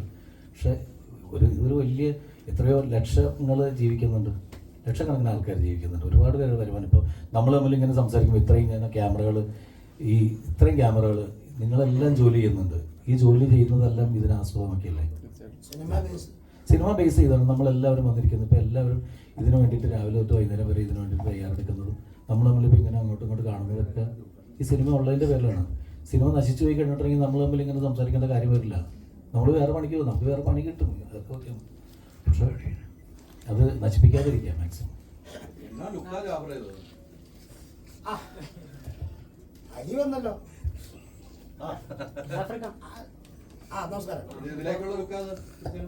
ഇത് ചുമ്മാ നമ്മുടെ ഈ ഇന്റർവ്യൂ കണ്ടിട്ടുള്ള ലുക്ക് കുടിച്ചു നേരം വിളിച്ചു.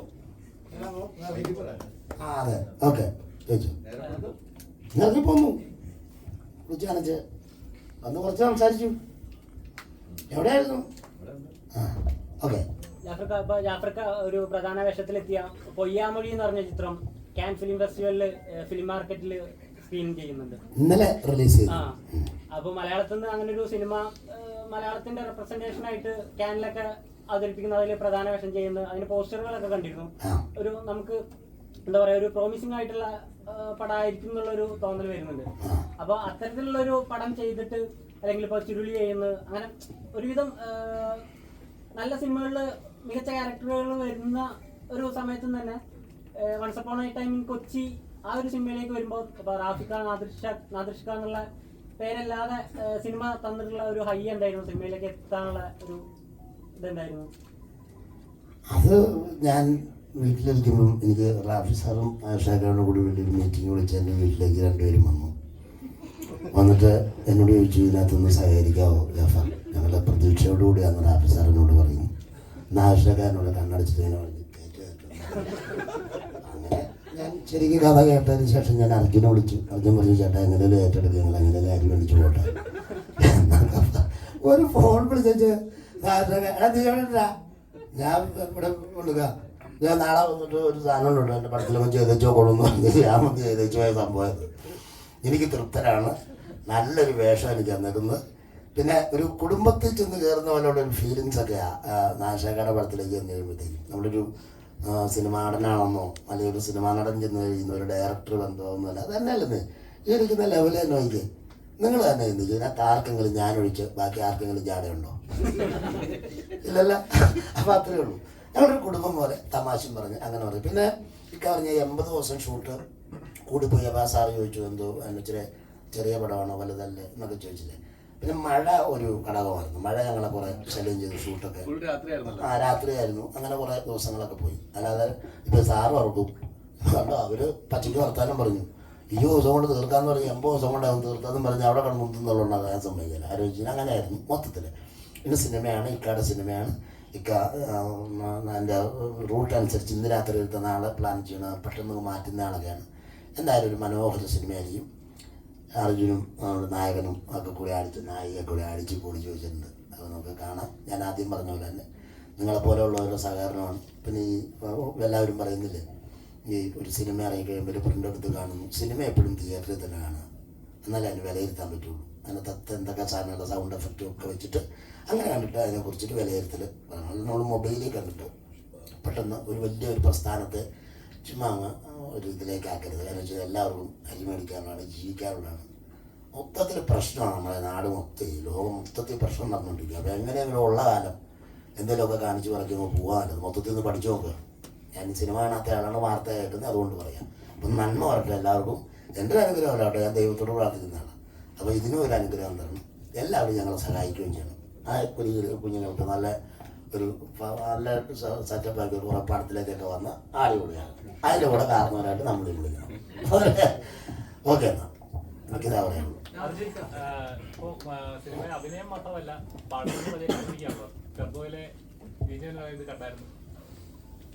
അടുത്ത സീലോട്ട് കിടക്കാനുള്ളതാണോ, പാട്ടിലോട്ടൊക്കെ കിടക്കാനുള്ളതാണോ? എന്തിന്? ഇല്ലില്ല, ഞാൻ അതിനു മുമ്പ് പാടിയിട്ടുണ്ട്. നിങ്ങൾക്ക് അറിയാത്തോണ്ടാണ്. ആഹാ എന്ന പടത്തില് ടൈറ്റിൽ സോങ് പാടിയ ഞാനാണ്.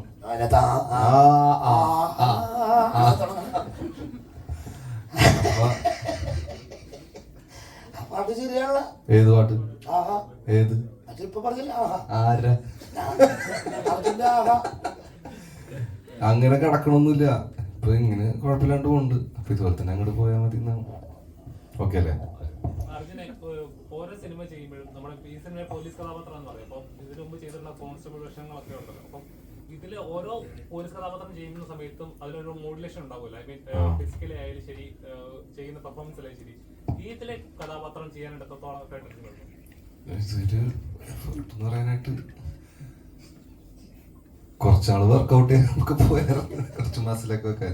പക്ഷെ കുഴപ്പമില്ലാണ്ടായി തോന്നുന്നു. കണ്ടിട്ട് പറയാൻ എന്താ പറയാനാ. ഈ കട്ടപ്പനയിലെ ഹൃതിക് റോഷൻ ചെയ്യുന്ന സമയത്ത് അതിലെ നായകനും വിഷ്ണുവിനും ചില ചെറിയ സാമ്യങ്ങളുണ്ടായിരുന്നു കഥാപാത്രപരമായിട്ട് പോലും. അതുകൊണ്ടാണ് അതിൽ അദ്ദേഹം നായകനായി എത്തിയത്. ഈ ഇതിലിങ്ങനെ കൊച്ചിയിലുള്ള വളരെ യൂത്ത്ഫുൾ ആയിട്ടുള്ള ഒരു പയ്യൻ അതിലേക്ക് മുബി തന്നെ വേണം, അതെന്തുകൊണ്ടാണ്? അങ്ങനെയല്ല, അത് ഒരു പുതിയ കഥാപാത്രം അല്ലെങ്കിൽ ഒരു പുതിയ രൂപം എന്ന് പറയുന്ന സംഭവത്തിന് നമുക്കത് പിന്നെ അതിന് വേണ്ടിയിട്ട് ഒരു പുതിയ ആളെ കൊണ്ടുവന്ന് ആളെ അഭിനയിപ്പിച്ച് തീരൂ എന്ന് പറയുന്നുള്ള വാശിയൊന്നുമില്ല. നോക്കി അവൻ നന്നായിട്ട് ചെയ്യുന്നുണ്ട്. പിന്നെ ആ ക്യാരക്ടർ ചെയ്യാനായിട്ടുള്ള രൂപവും ഭാവവും കാര്യങ്ങളൊക്കെ ഉണ്ട് എന്ന് തോന്നിയപ്പോഴാണ് സംഭവിച്ചത്. അല്ലാണ്ട് പെട്ടെന്ന് മുബിയോടുള്ളൊരു ഇഷ്ടത്തിന് മുബീനെ കൊണ്ടുവന്ന് നായകനാക്കാൻ വേണ്ടിയിട്ട് നമ്മളങ്ങനെ ശ്രമിക്കുന്നില്ല. കഥാപാത്രത്തിന് ആപ്റ്റാണെങ്കിൽ മാത്രമേ നമ്മൾ ആരെയാണെങ്കിലും, അതിപ്പോൾ ഞാൻ മാത്രമല്ല, അത് സ്ക്രിപ്റ്റ് എഴുതിയത് റാഫിക്കാണ്. റാഫിക്ക ആണെങ്കിൽ പോലും സമ്മതിക്കില്ല. അത് ഓക്കെ അല്ലെങ്കിൽ വേണ്ടെന്ന് പറയുള്ളൂ. അത് വേണ്ട, വേറെ ആരെങ്കിലും ആലോചിക്കാൻ പറയും. നമുക്ക് ഓക്കെയാണ് എൻ്റെ പേരിൽ ചെയ്തത്. തമാശകൾ എഴുതും, തമാശകൾ ഉണ്ടാക്കുകയൊക്കെ ചെയ്യുമ്പോൾ ഇപ്പം ഒരുപാട് ചർച്ചകളുണ്ടല്ലോ. ഒരു തമാശ എടുത്ത് ആ തമാശ എങ്ങനെയൊക്കെയാണ് അതിന്റെ പൊളിറ്റിക്കൽ എഫക്റ്റീവ്നെസ് എന്നൊക്കെ പറഞ്ഞു. അപ്പൊ ഇപ്പോ തമാശ പറയുമ്പോഴോ എഴുതുമ്പോഴോ സിനിമയിൽ അങ്ങനെയുള്ള ശ്രദ്ധകളൊക്കെ ഉണ്ടാവാറുണ്ടോ? അങ്ങനെയല്ല, അത് ഓരോ കാലഘട്ടത്തിനനുസരിച്ചിട്ട് മാറിക്കൊണ്ടിരിക്കില്ലേ. തമാശകളുടെ കാര്യത്തിൽ മാത്രമല്ല, എല്ലാത്തിൻ്റെ കാര്യത്തിൽ എല്ലാ ചിന്താഗതി എല്ലാം മാറിക്കൊണ്ടിരിക്കുക എല്ലാവരും. അപ്പോൾ അതനുസരിച്ചിട്ട് നമ്മൾ ചില കാര്യങ്ങൾ സൂക്ഷിക്കണം. അപ്പോൾ കാരണം വെച്ചാൽ മെജോറിറ്റി അതിന് നമുക്ക് ഇന്ന ചില പണ്ട് നമ്മൾ മിമിക്രി കാലഘട്ടങ്ങളിൽ ചെയ്തുകൊണ്ടിരിക്കുന്ന സമയത്ത് ഉള്ള കഥാപാത്രങ്ങളിൽ പള്ളിയിലച്ഛനും പൂജാരിയും മുസ്ലിയാരും ഒക്കെ നമ്മൾ അനുസ്യൂതം നമ്മൾ ഉപയോഗിച്ചുകൊണ്ടിരുന്ന കഥാപാത്രങ്ങളാണ്. പക്ഷേ ഇപ്പോൾ അങ്ങനെയുള്ള കോമഡിയൊക്കെ സൃഷ്ടിക്കുകയാണെങ്കിൽ അത് ഒന്ന് ആലോചിച്ചില്ലെങ്കിൽ കുഴപ്പമാകും. അതുപോലെ തന്നെയാണ് സിനിമയുടെ കാര്യത്തിലും. സിനിമയിലും നമ്മൾ പറയുന്ന അല്ലെങ്കിൽ സൃഷ്ടിക്കുന്ന കഥാപാത്രങ്ങൾ ആർക്കെങ്കിലുമൊക്കെ നോവിക്കുന്നുണ്ടെങ്കിൽ നമ്മളത് വേണ്ടെന്ന് വയ്ക്കുക എന്ന് പറയുന്നത് തന്നെയാണ്. അത് ഉത്തമമായിട്ടുള്ള ഇപ്പോഴത്തെ സാഹചര്യത്തിൻ്റെ അനുസരിച്ചിട്ട് കാര്യം. അല്ലെങ്കിൽ പിന്നെ നമ്മളത് നേരിടാനുള്ള ചങ്കൂറ്റവും ധൈര്യമൊക്കെ നമുക്ക് വേണം. നമുക്കത് അതിനുള്ള ശേഷിയില്ല. അതിൻ്റെ പേരിൽ നമ്മൾ സൂക്ഷിക്കും. ഒരു സിനിമയുടെ പൂർണ്ണ സ്വാതന്ത്ര്യം അതിന്റെ ഡയറക്ടറിനോ റൈറ്ററിനോ, അതിന്റെ സൃഷ്ടി എങ്ങനെയായിരിക്കണം, അതിന്റെ കഥ എങ്ങനെയാവണം, അതിന്റെ സൃഷ്ടിയുടെ പൂർണ്ണ ഉത്തരവാദിത്വം അതിന്റെ ഡയറക്ടറും റൈറ്ററും ആയിരിക്കും തീരുമാനിക്കുന്നത്. പക്ഷേ ഇതൊന്നും അല്ലാതെ ഒരു സെൻസർ ബോർഡ് തന്നിട്ട് ഈ സീൻ വേണ്ട, അല്ലെങ്കിൽ അവിടെ അത് വേണ്ട, ഇവിടെ ഇത് വേണ്ട എന്ന് തീരുമാനിക്കുമ്പോൾ ഒരു ആ കഥയുടെ എലമെന്റ് തന്നെ ചിലപ്പോൾ നഷ്ടപ്പെട്ടു പോയി. പല സിനിമകൾ അങ്ങനെ പോയിട്ടുണ്ട്. അപ്പോൾ അങ്ങനെ ചെയ്യുന്നത് ശരിയാണെന്ന് വിശ്വസിക്കുന്നു. അങ്ങനെയല്ല, നമുക്ക് നമ്മളുടേതായ സൃഷ്ടികൾ അങ്ങനെ ചെയ്യണമെന്നും നമുക്കൊരു തോന്നലുണ്ടാവും. നമ്മളിപ്പോൾ റൈറ്റർ പറയും അല്ലെങ്കിൽ ഡയറക്ടർ, നമുക്ക് ചില കാര്യങ്ങൾ ആ സിനിമയിൽ നമുക്ക് അങ്ങനെ തന്നെ ചെയ്ത് തീരുള്ളൂ. അല്ലെങ്കിൽ ചിലപ്പോൾ മനസ്സിലാവില്ല, കഥ മനസ്സിലാകാതെ പോകും. അങ്ങനെയുള്ള സീൻസ് നമ്മൾ അതിൽ നിന്ന് കട്ട് ചെയ്ത് കളഞ്ഞു കഴിഞ്ഞിട്ടുണ്ടെങ്കിൽ, അല്ലെങ്കിൽ അത് ഷൂട്ട് ചെയ്യുമ്പോൾ തന്നെ നമുക്കറിയാം ഈ സീൻ സെൻസർ ബോർഡിൽ ചെല്ലുമ്പോൾ പ്രശ്നമാകും, അല്ലെങ്കിൽ ആ ഡയലോഗ് പ്രശ്നമാകും. ചിലപ്പോൾ ആ സീനില്ലെങ്കിൽ ആ കഥ പൂർണ്ണമാകാനായിട്ട് പാടായിരിക്കും. അപ്പോൾ എന്താണെന്ന് വെച്ചിട്ടുണ്ടെങ്കിൽ അത് ഉൾപ്പെടുത്തിയിട്ട് ആ സമയത്ത് സെൻസർ ബോർഡ് ക്ലീൻ യു കിട്ടുന്ന സ്ഥലത്ത് ആ ഒരൊറ്റ സീനിൻ്റെ പേരിൽ UA ആയി മാറും. അതിനൊക്കെ നമ്മൾ തയ്യാറായിട്ട് തന്നെ, കാരണം അത് സിനിമയെ നശിപ്പിക്കേണ്ടതെന്ന് കഥാകൃത്തും ഡയറക്ടർക്ക് എല്ലാവർക്കും ആഗ്രഹമുള്ളതിൻ്റെ പേരിലാണ് പല സിനിമകളും അങ്ങനെ തന്നെ. അല്ലെങ്കിൽ ചില സിനിമകൾ അതുമല്ലാത്ത സർട്ടിഫിക്കറ്റിലേക്കൊക്കെ സർട്ടിഫിക്കറ്റ് വരെ വന്ന് ചിലപ്പോൾ ആ ഒരൊറ്റ സീനിൻ്റെ പേരിലായിരിക്കും. അത് അങ്ങനെയൊന്നുമല്ല. അതിപ്പോൾ ഓരോ കാലഘട്ടം അനുസരിച്ചിട്ട് ഞാൻ പറഞ്ഞില്ലേ, ഇപ്പം നമ്മൾ മാറുന്ന അനുസരിച്ചിട്ട് അവർ ഓരോ നിയമങ്ങൾ ഉണ്ടാക്കി വെക്കുന്നുണ്ട്. നിയമങ്ങളനുസരിക്കാൻ ബാധ്യസ്ഥരാണ് നമ്മൾ ഒരാൾ വാശി പിടിച്ചിട്ട്, ഇപ്പം ഞാൻ പറയട്ടെ, എനിക്കിഷ്ടമുള്ള സിനിമ എനിക്ക് ഷൂട്ട് ചെയ്യാം, അത് അവർക്ക് ഇഷ്ടമുള്ള സർട്ടിഫിക്കറ്റ് അവർ തരുമോ, നമുക്ക് എന്ത് ചെയ്യാൻ പറ്റും? നമുക്കായിട്ട് മാറ്റാൻ പറ്റുമല്ലോ. അപ്പോൾ നമ്മളത് തീരുമാനിച്ചിട്ട് നമുക്ക് ഇന്ന സർട്ടിഫിക്കറ്റ് അല്ലെങ്കിൽ ഇന്ന കാറ്റഗറിയിൽ സിനിമ ആണ് ഞാൻ ചെയ്യാൻ തീരുമാനിക്കണമെന്ന് വെച്ചിട്ടുണ്ടെങ്കിൽ സിനിമ റിലീസ് ചെയ്യേണ്ടെന്ന് ആരും പറയുന്നില്ല. പക്ഷെ അവർ ആ സമയത്ത് അവർ എന്താണെന്ന് വെച്ചിട്ടുണ്ടെങ്കിൽ അവരുടെ തീരുമാനത്തിലേക്ക് നമ്മൾ വിട്ടുകൊടുക്കേണ്ടി വരും. ഒരു ചോദ്യം, ഒരു സിനിമാ കുടുംബത്തിൽ നിന്നാണല്ലോ. അപ്പോൾ ഫസ്റ്റ് ഓഫ് ഓൾ സിനിമ ചെയ്യാനായിട്ട് വന്നപ്പോൾ ഇങ്ങനെ ഒരു വേഷം വന്നപ്പോൾ അച്ഛൻ്റെ ഭാഗത്തു നിന്നും അതുപോലെ ഷാഫിക്ക ഇങ്ങനെയുള്ള കുറേ പേരുണ്ടല്ലോ, അവരെന്താണ് മുബിനോട് ആവശ്യപ്പെട്ടത്, അല്ലെങ്കിൽ എന്തൊക്കെയാണ് പറഞ്ഞു തന്നത്? അങ്ങനെ പ്രത്യേകിച്ചൊന്നും പറഞ്ഞില്ല, മോശമാക്കരുതെന്ന് ആവശ്യപ്പെട്ടു.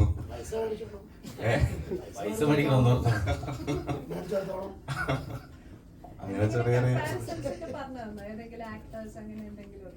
ഇല്ല ഒരു ആശങ്ക എന്താണോ പറയുന്നത് അത് ചെയ്യരുത്.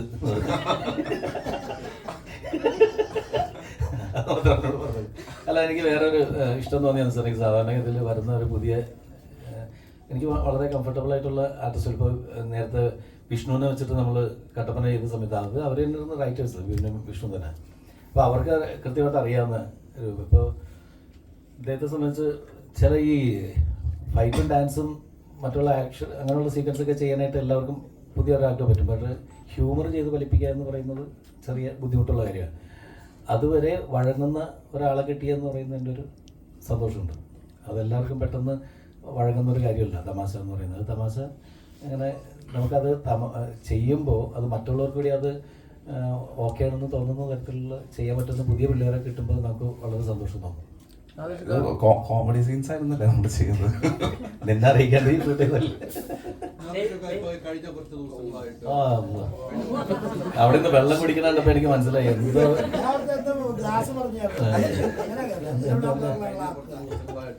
സിനിമയുമായി ബന്ധപ്പെട്ട് വലിയ ചർച്ചകൾ നടക്കുന്നു. എന്ത് 2 ചർച്ചകളാണ്. ഒന്ന് സിനിമയിൽ ജാതി കൊണ്ടുവരുന്ന ഒരു ചർച്ചയാണ്. അതോടൊപ്പം തന്നെ ഒരു റിവ്യൂമായി ബന്ധപ്പെട്ട് വലിയ രീതിയിൽ ചർച്ച നടന്നുണ്ട്. ഒരു റിവ്യൂ ഇട്ട ഒരു വലിയ റിവ്യൂർ എന്ന് സ്വന്തം അവകാശപ്പെടുന്ന അത് റിവ്യൂ പിൻവലിക്കുന്നു. ഇത്തരം ഒരു കാര്യങ്ങളൊക്കെ സിനിമയിൽ നടക്കുന്നുണ്ട്. നാദിർഷാക്ക ഒരു ഡയറക്ടർ എന്ന നിലയിൽ എങ്ങനെയാണ് കാണുന്നത്? അല്ല, സിനിമ റിവ്യൂസ് സിനിമയെ ബാധിക്കില്ല എന്ന് പറയാൻ പറ്റില്ല. റിവ്യൂസ് ഒക്കെ സിനിമയെ ബാധിക്കും. കാരണം വെച്ചിട്ടുണ്ടെങ്കിൽ ഈ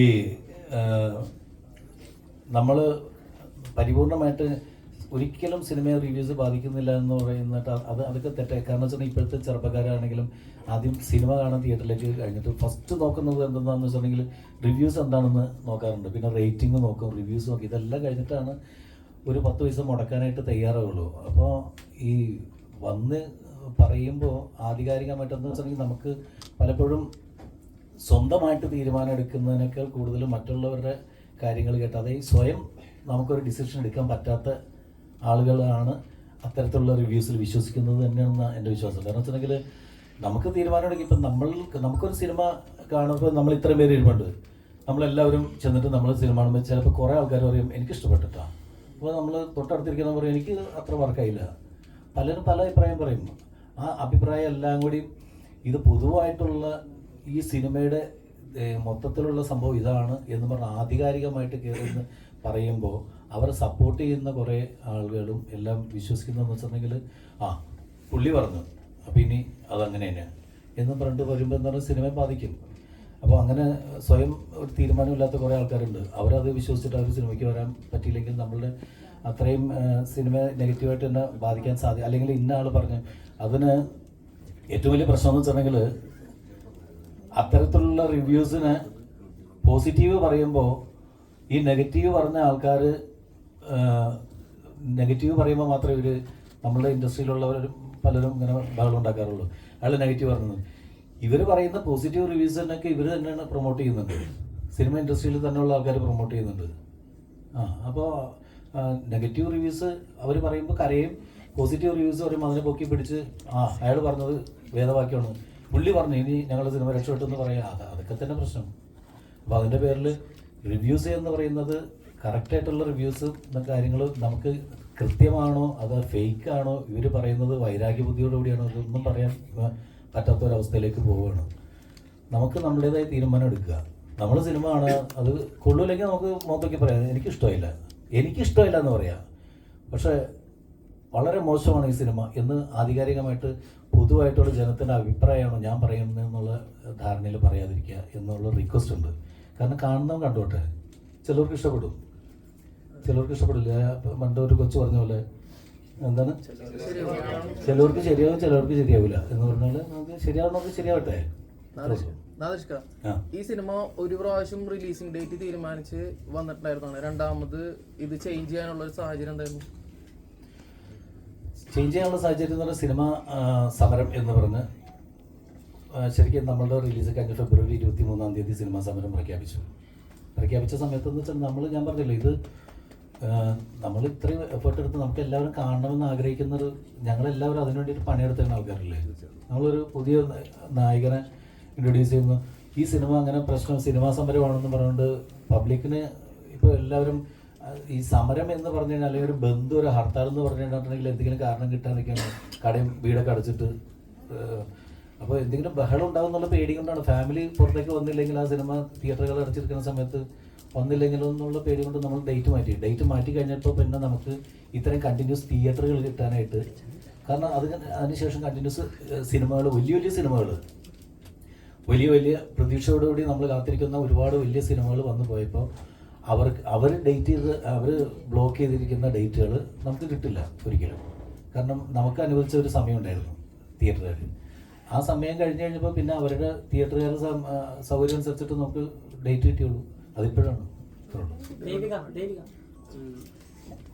ഇപ്പോൾ ദേവികയുടെ ഡെബ്യൂ ഫിലിം തന്നെ സത്യനന്ദിക്കാട് ശ്രീനിവാസൻ കൂട്ടുകെട്ടിലാണ്. ശ്രീൻ സാർ എഴുതി സത്യനന്ദിക്കാട് സാർ സംവിധാനം ചെയ്ത് ഫഹദ് നായകനായൊരു ചിത്രത്തിലൂടെയാണ് അരങ്ങേറ്റം വരുന്നത്. അപ്പോൾ ഒരു മലയാളത്തിലൊരു പുതുമുഖ നായികക്ക് കിട്ടാവുന്ന ഏറ്റവും വലിയൊരു അവസരം കൂടിയാണ് അത്തരത്തിലൊരു കൂട്ടുകെട്ടിൽ ഇറങ്ങുക എന്ന് പറയുന്നത്. ഇപ്പോൾ വൺസ് അപ്പോൺ എ ടൈം കൊച്ചിയിലേക്ക് വരുമ്പോൾ തന്നെ അവിടെയും റാഫിക്ക എന്ന് പറയുന്ന ഒരു ബ്രാൻഡ് മലയാളത്തിൻ്റെ ഒരു ഹിറ്റ് മേക്കർ തിരക്കഥയിലാണ് വരുന്നത്. കൂടെ നാദൃഷിക എന്ന് പറഞ്ഞൊരു ഡയറക്ടർ ഉണ്ട്. അപ്പം എന്തായിരുന്നു വൺസ് അപ്പോൺ എ ടൈം ഉള്ള സിനിമ, എങ്ങനെയായിരുന്നു അതിൻ്റെ ഒരു എക്സ്പീരിയൻസും അതിലേക്ക് എത്തിയതൊക്കെ എങ്ങനെയായിരുന്നു? ഞാൻ പ്രകാശൻ ചെയ്യുമ്പോൾ ഞാൻ ചെറിയ കുട്ടിയായിരുന്നു. അപ്പൊ അത് എന്തായാലും അത് നായിക അല്ല, നിഖില ചേച്ചിയായിരുന്നു അതിലെ നായിക. അതൊരു അത്രയും ആഗ്രഹം ഉണ്ടായിരുന്നു ചെറുതാകുമ്പോഴേ സിനിമയിൽ അഭിനയിക്കാൻ വേണ്ടി. പക്ഷെ എങ്ങനെ അവിടെ എത്തുന്ന ഒരു ഐഡിയ ഉണ്ടായിരുന്നില്ല. പക്ഷെ ത്രൂ കോയിൻസിഡൻസ് ആണ് എത്തിയത്. അതിന് ഒരുപാട് ഗ്രേറ്റ്ഫുൾ ആണ്. പിന്നെ once upon a time in Kochi ചെയ്യാൻ ഒബ്വിയസ്ലി കാരണം റാഫി സാറും നാദിർഷ സാറും ഒക്കെയാണ്. പക്ഷെ അതിന്റെ കൂടെ തന്നെ ക്യാരക്ടറാണ് സ്റ്റോറിയാണ്. ജാനകി എന്ന് പറയുന്ന കുട്ടിയുടെ motifs R very very very interesting. ആ ഒരു പോയിന്റ് ആയിരുന്നു ഏറ്റവും ക്യാപ്റ്റിവേറ്റിംഗ്. പിന്നെ അതിന്റെ കൂടെ തന്നെ അത്രയും എക്സൈറ്റഡ് ആയിരുന്നു റാഫി സാറിന്റെ കൂടെ വർക്ക് ചെയ്യാൻ, നാദിർഷ സാറിന്റെ കൂടെ വർക്ക് ചെയ്യുക, അർജുൻ ചേട്ടൻ, മോഹൻ ചേട്ടൻ. അപ്പോ സത്യൻ സാറിന് ആകെ ഞാൻ അതിനു മുമ്പ് സത്യൻ സാറിന്റെ സെറ്റിൽ മാത്രമേ വർക്ക് ചെയ്തിട്ടുള്ളൂ. അതാണെങ്കിൽ വീട് പോലെ എല്ലാരും കഥയൊക്കെ പറഞ്ഞ് ഒരു കുഞ്ഞു കുട്ടീനെ പോലെ തന്നെയായിരുന്നു അവരൊക്കെ നോക്കിക്കൊണ്ടിരുന്നത്. അപ്പൊ എനിക്ക് അറിഞ്ഞൂടായിരുന്നു എങ്ങനെയാണ് വേറൊരു സെറ്റ് എങ്ങനെയാ വർക്ക് ചെയ്യുക, ഒന്നും അറിഞ്ഞൂടായിരുന്നു. അപ്പോ ഭയങ്കര സിമിലർ ആണ് ആക്ച്വലി. അതേപോലെ തന്നെ കഥയാണെങ്കിലും സംസാരമാണെങ്കിലും കളിയും ചിരിയൊക്കെ ആയി. അതെനിക്ക് ഒരുപാട് കംഫർട്ടബിൾ ആയിരുന്നു. ആ ഒരു പോയിന്റും ഒരുപാട് ഹെൽപ്പ് ചെയ്തു അത്രയും കംഫർട്ടബിൾ ആയി ആക്ട് ചെയ്യാൻ വേണ്ടി. സാർ ആണെങ്കിലും റാഫി സാർ ആണെങ്കിലും ഒരുപാട് തമാശയും ചിരിയും.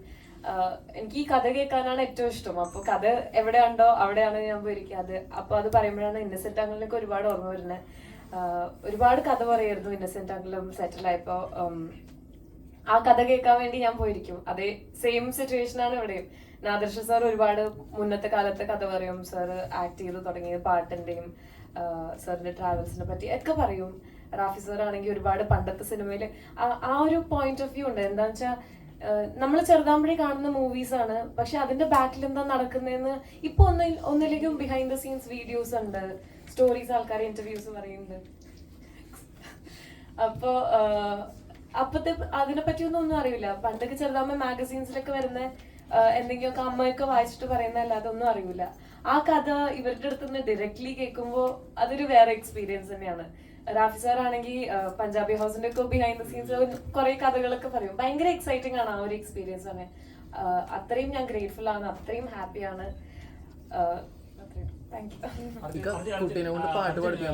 ആവശ്യം സിനിമയിലെ ശാന്തപ്പന്റെ കഥാപാത്രമുണ്ടല്ലോ, സോങ് സീനിൽ ചിരിക്കുന്ന സീൻ ഉണ്ടല്ലോ, രോമാഞ്ചൻ സിനിമയിലെ താങ്കളുടെ കഥാപാത്രത്തിന് റെസ്പോൺസ് ചെയ്താണ്. അല്ല ചെയ്തല്ല എന്ന് പറഞ്ഞു. പക്ഷെ അവർ ഇന്റർവ്യൂല് ചോദിച്ചപ്പോ അത് അങ്ങനെ റെസംബിൾ ചെയ്യാൻ വേണ്ടി ചെയ്തല്ല. അവന്റെ ടോട്ടലി ഒരു ഏണി ഇടുന്ന ടൈപ്പ് ഓഫ് ഒരു നോട്ടം പരിപാടിയാണ്. അപ്പൊ റെസംബിൾ ചെയ്യാൻ ചെയ്തല്ല എന്നാണ് അവന് പറഞ്ഞായിരുന്നത്. സോഷ്യൽ മീഡിയയിൽ അത് വെച്ച് താങ്കളുടെ ഫേസും വെച്ചിട്ട് ഇതവന്റെ അല്ല അല്ലേ, അതല്ലേ. ഓക്കെ, നാദിർഷക്ക, നമുക്ക് ഇത് വൈൻഡപ്പ് ചെയ്യാൻ ഗാനയെ കൊണ്ട് ഒരു പാട്ട് കൂടെ.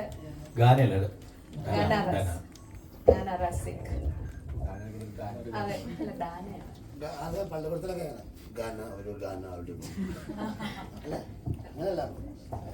എന്റെ പേര് ദാനാണ്. കോൺഫിഡൻസ് ആയിട്ട് പാട്ട് പാടുന്ന ആളുമായി. കുറെ ആൾക്കാരുടെ വിചാരം എൻ്റെ പേര് ഗാന എന്നാണ്. പക്ഷെ എങ്ങനെ പറയുമ്പോൾ എനിക്കൊരു സന്തോഷം തോന്നാറുണ്ട്. ഓക്കെ, ഞാൻ രണ്ടുപേരും പാടാം. ദാന. തൂവെള്ളില തൂവെണ്ണില നീ എന്നില ഞാൻ നിന്നില നീ മായാത്തൊരിൻ ജീവൻ നില. ആരാണ് നീ, നേരാണ് നീ, നേരോർമ്മ തൻ പേരാണ് നീ, രാമായാത്തൊരിൻ ചങ്ങാതി നീ. മൗനമായി പിന്നെയും മാനസം തേടിയോ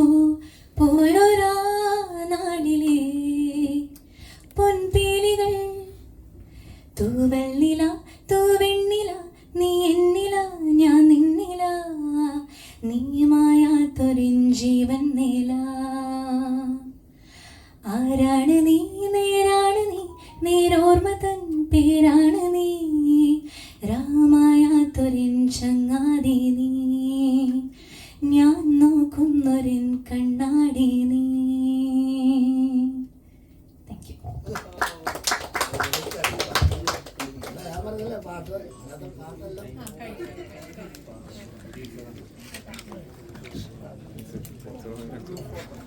ഓക്കെ, അപ്പോൾ താങ്ക് യു സോ മച്ച്. എല്ലാവരും നമ്മളെ സപ്പോർട്ട് ചെയ്യണം.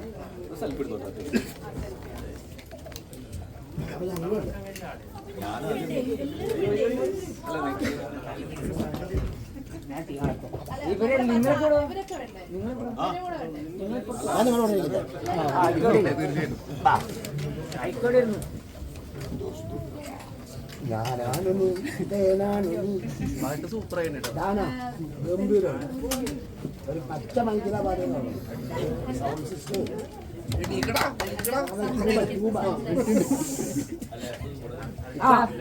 സെൽഫി വീഡിയോ പേര് പറഞ്ഞു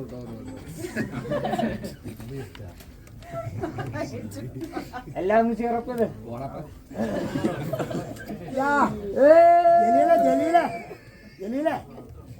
ജലാൽ ജലീൽ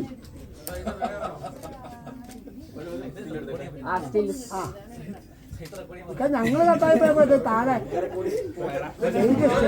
ഉണ്ടോ ഉണ്ടോ ആ ഉണ്ടോ അതെടുത്തോ, എന്താ വെച്ച് മുഴിപ്പിച്ചെടുത്തോ. ആ എൻ്റെ മുഖം